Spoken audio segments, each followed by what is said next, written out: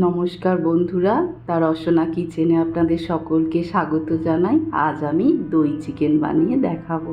তার জন্য আমি একটা ভাজা মশলা তৈরি করব। একটা কড়ায় 1 চামচ মৌরি আর 1 চামচ জিরে দিয়ে ভালো করে ভেজে গুঁড়িয়ে ঠান্ডা হয়ে গেলে গুঁড়িয়ে রেখে দেবো। এবার আমি চিকেন বানানোর জন্য চিকেনের লেগ পিসগুলোই নিয়েছি। আপনারা যে কোনো মাংস নিতে পারেন। তার মধ্যে 1/2 চামচ গোলমরিচের গুঁড়ো, সামান্য আদা রসুন বাটা দিয়ে ভালো করে চিকেনের গায়ে মাখিয়ে নেব।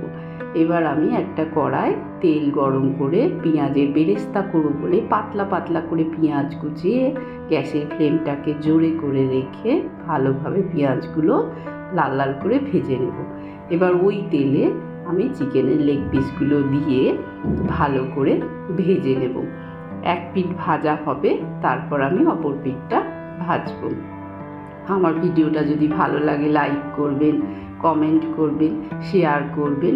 আমার এক পিঠ ভাজা হয়ে গেছে, আমি আবার অপর পিঠটা উল্টে দেবো। এইভাবে লাল লাল করে ভাজা হয়ে গেলে আমি চিকেনটাকে তুলে রেখে দেবো। দিয়ে ওই তেলের মধ্যে আমি 1 কাপ পেঁয়াজের কুচি দিয়ে দেব।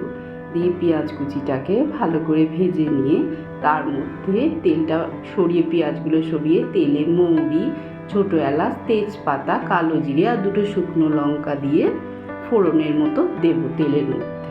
দিয়ে একটু নাড়াচাড়া করে তার মধ্যে নুন দিয়ে দেবো পরিমাণ মতো।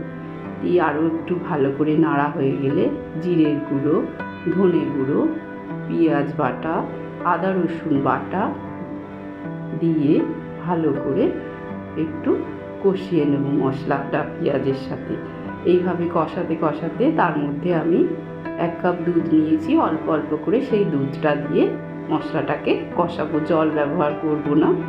দিয়ে কষানো হয়ে গেলে আমি 8-10টা কাজু বাদাম জলে ভিজিয়ে রেখেছিলাম, সেই কাজু বাদামের পেস্ট করে রেখেছি, সেটাও দিয়ে দেব পেঁয়াজের মধ্যে। যখন দেখবেন এইভাবে তেল ছেড়ে যাচ্ছে আর কড়ার গা থেকে গ্রেভিটা ছেড়ে আসছে, তখন জানবেন আপনার গ্রেভি রেডি হয়ে গেছে। এবার আমি চিকেনের লেগ পিসগুলো দিয়ে দেব।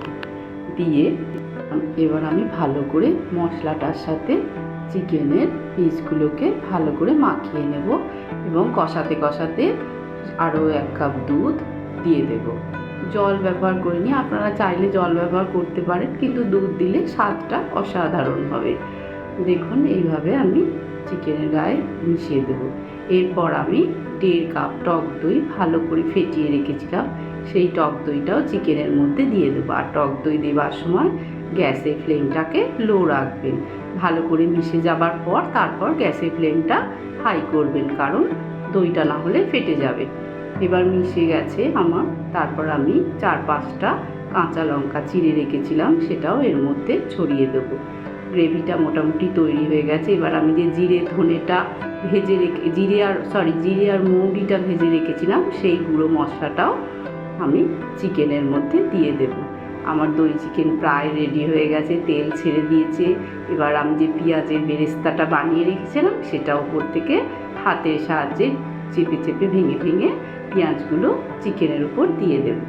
দেখুন কত সুন্দর দেখতে হয়েছে, খেতেও অসাধারণ হবে। আপনারা বানিয়ে খেয়ে দেখুন। আর আমার ভিডিওটাকে প্লিজ লাইক করবেন, সাবস্ক্রাইব করবেন চ্যানেলটাকে, আর শেয়ার অবশ্যই করবেন। আর কি রেসিপি দেখতে চান আপনারা বলবেন আমাকে, আমি রান্না করে অবশ্যই আপনাদের সামনে দেখাবো। আপনারা সকলে খুব ভালো থাকবেন। ধন্যবাদ।